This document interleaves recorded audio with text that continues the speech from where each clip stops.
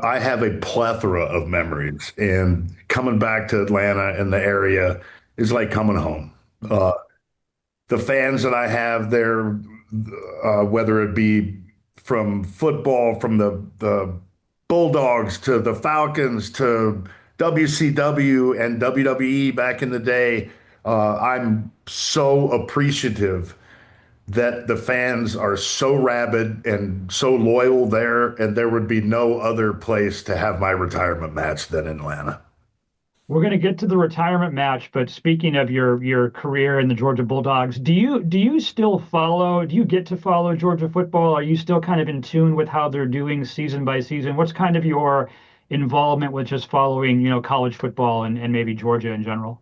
Well, once a dog, always a dog. I bleed red and black, and it'll always be that case. And I follow them as much as humanly possible. Now, I also have a 19-year-old son that plays for the University of Colorado right now, Right.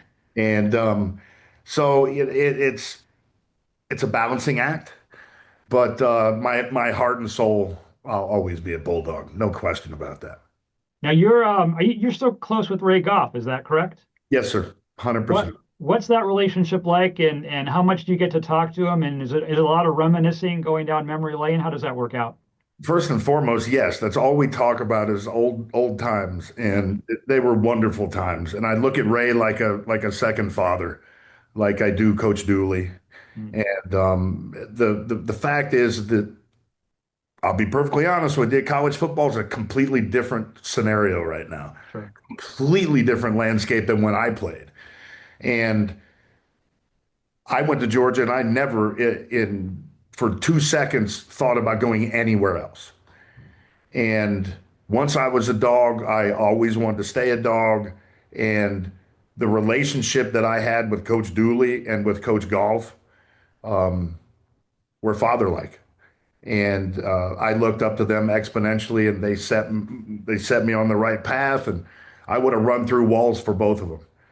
And they really cared. And I'll give you a saying. I went up to University of Colorado and saw Dion and my son there for the first time.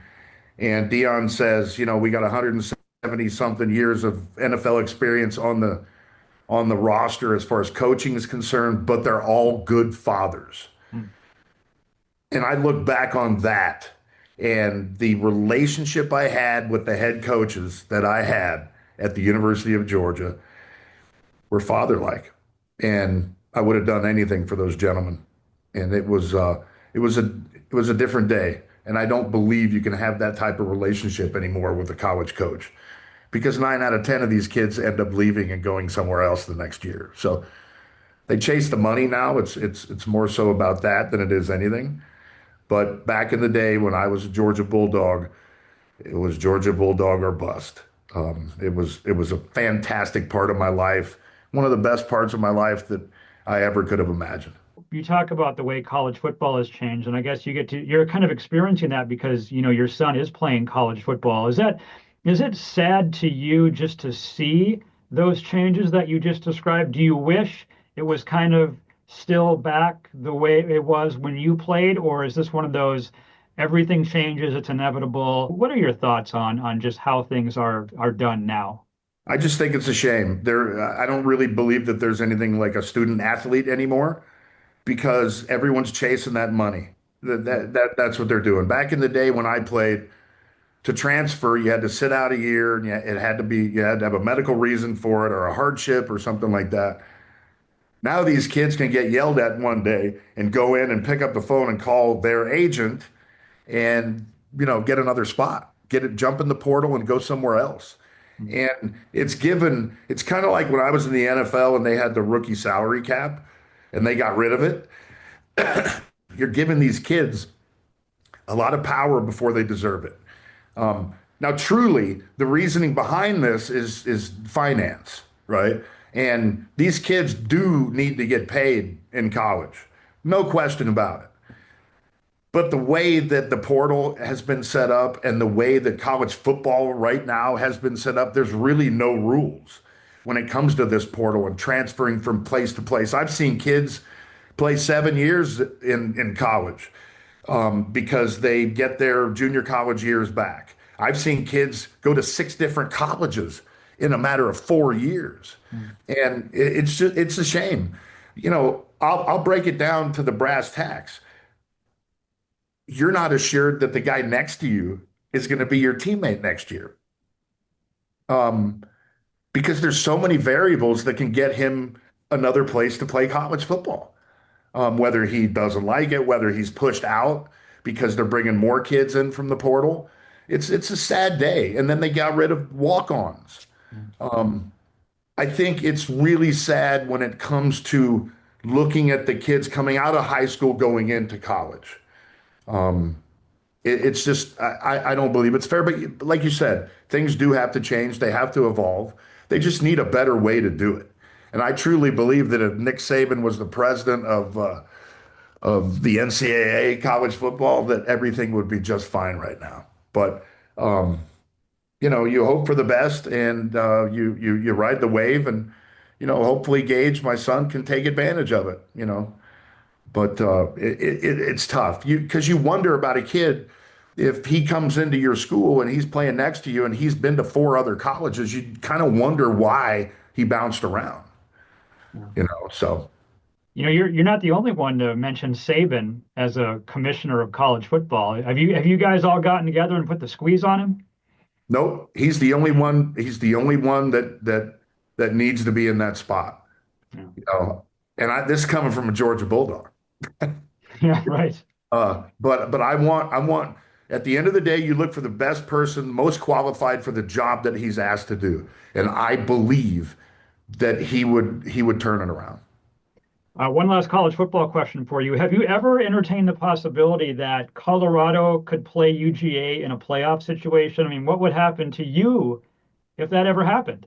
Hey, first and foremost, I got to deal with their opening game being Georgia Tech this year, That's right. right? So I mean, Yeah.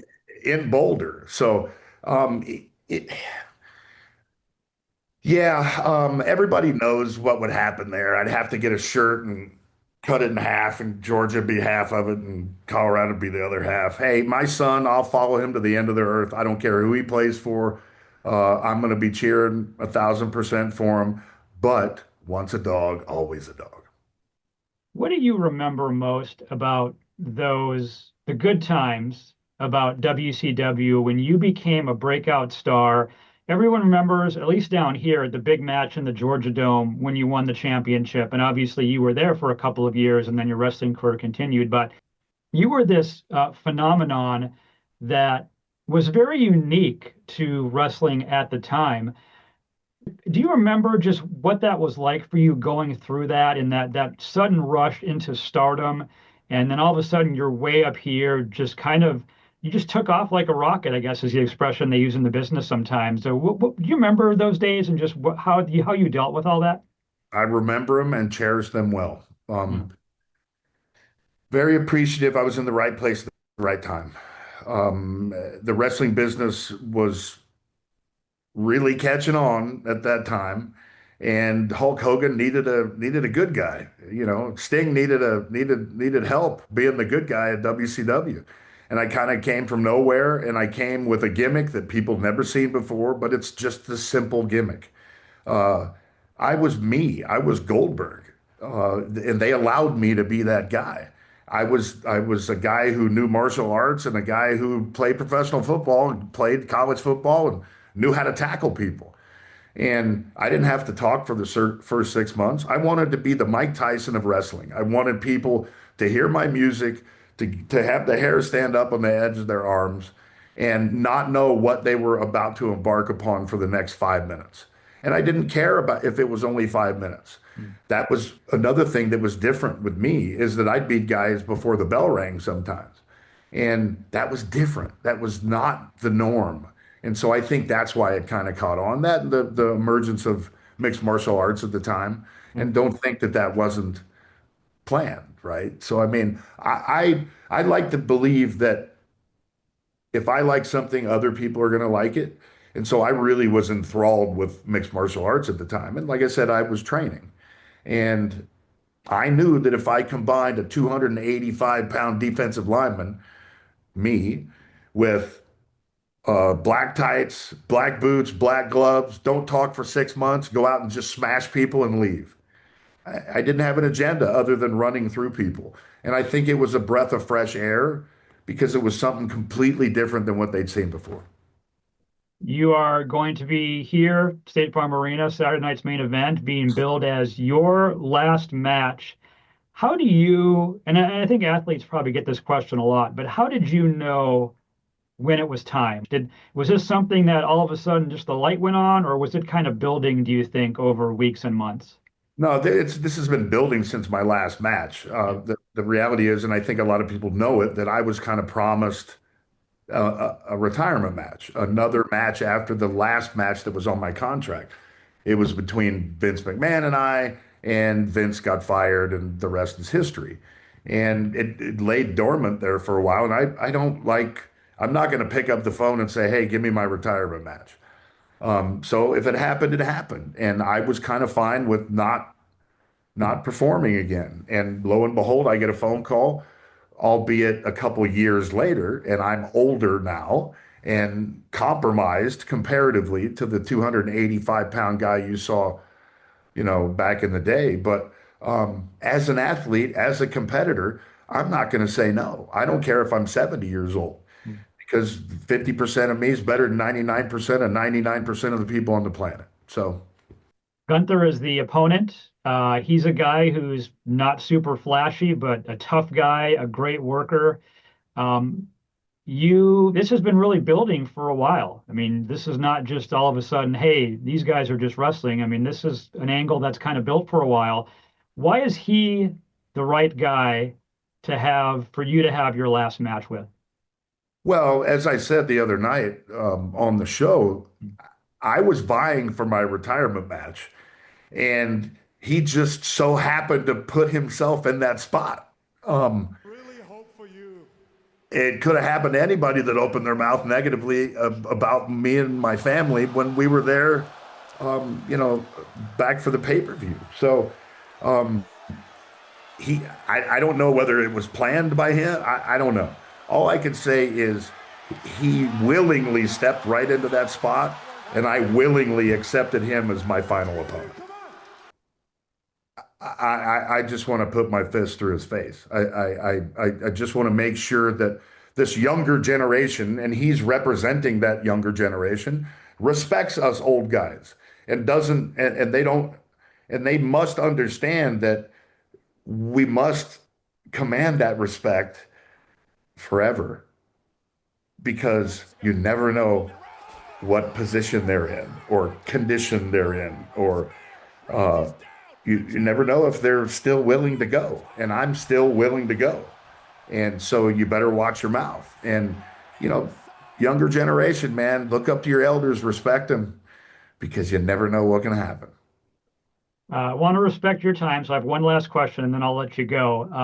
Again, let's go back to Atlanta. Why is this special for you to have your match, your final match on this stage in this city in front of fans who many of whom probably watched you with the Falcons and UGA and both?